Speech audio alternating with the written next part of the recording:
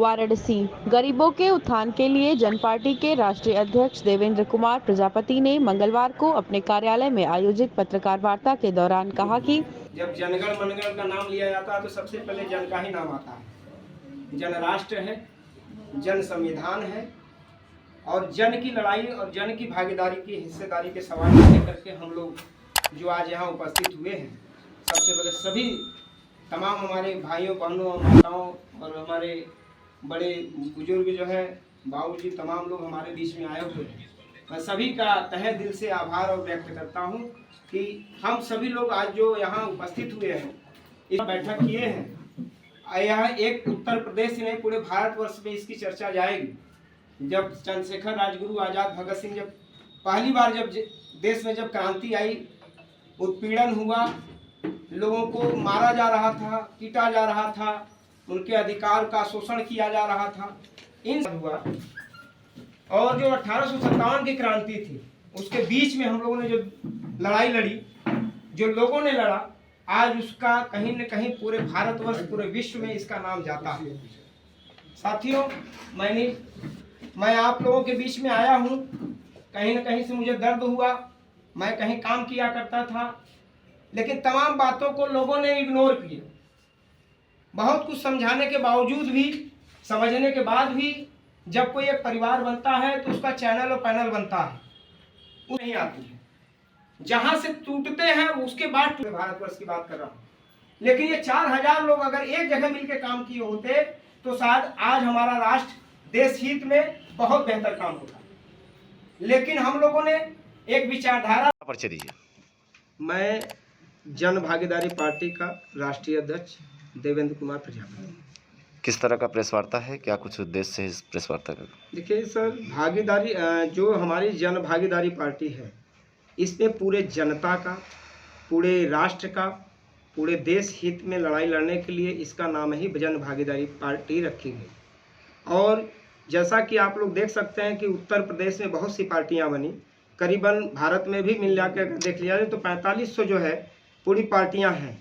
लेकिन आज उत्तर प्रदेश में अगर देख लिया जाए तो जितनी पार्टियां बनी वो न तो शिक्षा की बात करती है, ना ही गरीबी की बात करती है, ना ही व्यवसाय की बात करती है, ना ही किसानों की बात करती है।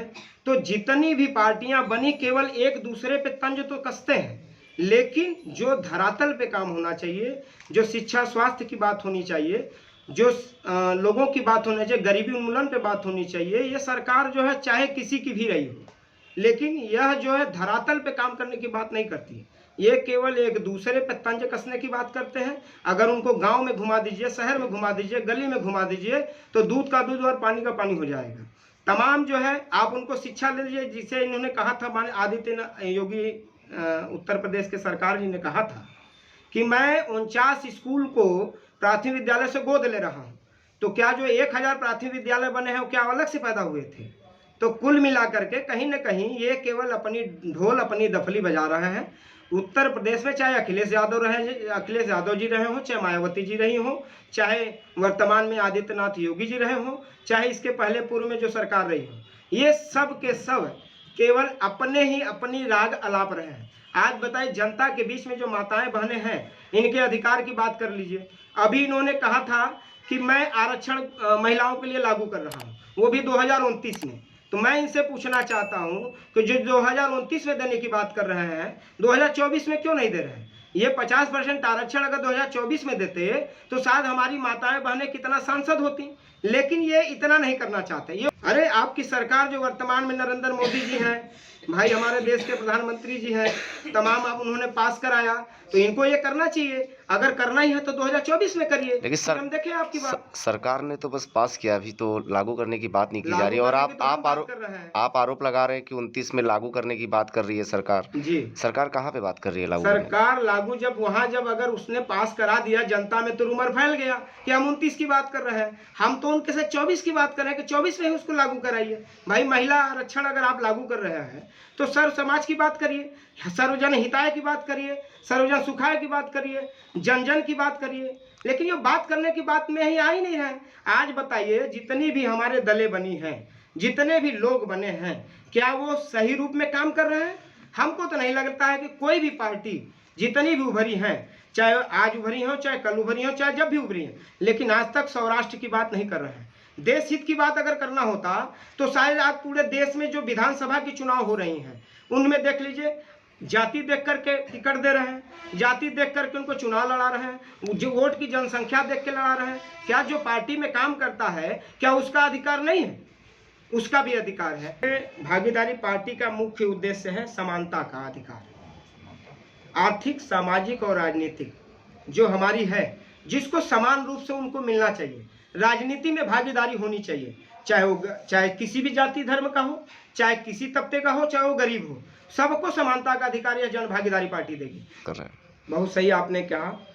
जैसा कि हम जब भागीदारी पार्टी में जुड़ा था तो उस समय एक उद्देश्य बहुत अच्छी थी कि जो कोर कमेटी होगी, जो राष्ट्रीय कमेटी होगी, जो प्रदेश की कमेटी होगी, जो मंडल की कमेटी होगी, जो विधानसभा की कमेटी होगी, उसकी गठन होगी और नियमतः हम लोग काम करेंगे। लेकिन जब किसी पार्टी में आदमी जुड़ता है या बड़ा नेता बनने का प्रयास करता है तो हमने एक शब्द में कहा कि उसको कतर दिया जाता है। आप बताइए, एक राष्ट्रीय महासचिव होकर के पार्टी का अगर मैं किसी जिले में जा रहा हूं तो मुझे रोका जा रहा है, मैं कहीं बात कर रहा हूं तो उसको रोका जा रहा है, तमाम चीज़ों को जो है इग्नोर किया जा रहा है। आप बताइए, टिकट बांट रहे हैं एमपी में, अब प्रचार कर रहे हैं गोरखपुर में, तो भाई ये कहाँ से हो पाएगा? टिकट दे रहे हैं एमपी में, चुनाव सारे राष्ट्रीय स्तर प्रदेश स्तर के नेताओं को तो एमपी में होना चाहिए, और जब चुनाव आपका गोरखपुर में भी नहीं है, कोई कार्यक्रम भी नहीं है, तो आप एमपी में न करके गोरखपुर में क्यों कर रहे हैं? सवाल तो इस बात का होती है। आप बताइए, अगर हम सारे लोग अगर वहाँ मिल करके अगर काम करते तो शायद एक आध दो टिकट, 4 टिकट निकल जाता। लेकिन अगर हमारा कोई गोरखपुर में कोई उद्देश्य नहीं है, कोई चैनल पैनल नहीं है, कोई काम करने का वहाँ उद्देश्य है, वहाँ कार्यक्रम चुनाव पूरे, जब अमित शाह जैसे देश के गृह मंत्री जा सकते हैं, देश के प्रधानमंत्री जा सकते हैं, आपके योगी जी जा सकते हैं, अखिलेश यादव जा सकते हैं, मायावती जी जा सकती है, तो क्या जो हमारे राष्ट्रीय अध्यक्ष है क्या वहाँ चुनाव प्रचार नहीं कर सकता था? भाई हमारा एक नियम है, हमने टिकट दिया तो उसके दुख और तकलीफ में, सुख में हमको उसको रहना है। और आप उल्टा जो है आ रहे हैं, गोरखपुर में प्रचार कर रहे हैं, गोरखपुर में कार्यक्रम कर रहे हैं, सारे कार्यकर्ताओं को भ्रमण कर रहे हैं। हो सकता है उनकी कोई सेटिंग हो कि हो सकता है कि वहाँ कार्यक्रम, यहाँ हमारे लोग न जा करके यहाँ प्रचार करेंगे तो वहाँ वोट नहीं काट पाएंगे, शायद हो सकता है यही निर्णय रहा हो या उनकी ओपिनियन रही हो। मेरा कोई आरोप प्रत्यारोप नहीं लगाना है। हमने जो अपनी जन भागीदारी पार्टी बनाई है, यहाँ देख लीजिए तमाम कार्यकर्ता यह पार्टी छोड़ करके